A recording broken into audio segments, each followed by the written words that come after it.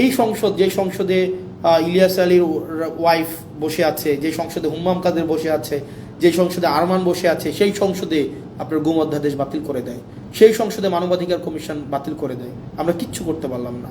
যেই সংসদে প্রত্যেকটা মানুষ সাফারার, সেই সংসদে আজকে এই সাফারারগুলাই অনেকটা অপ্রেশরের ভূমিকায় অবতীর্ণ হতে যাচ্ছে। আমি বিশ্বাস করতে চাই না এটা। তো দিন শেষে আসলে জনগণ কিছুই পায় নাই, জনগণ সবসময় টুল হিসাবে ব্যবহার করা হয়, তাদেরকে কাজে লাগাইয়া যারা ক্ষমতায় থাকে তাদের ক্ষমতাকে ইলাস্ট্রেট করতে চায়।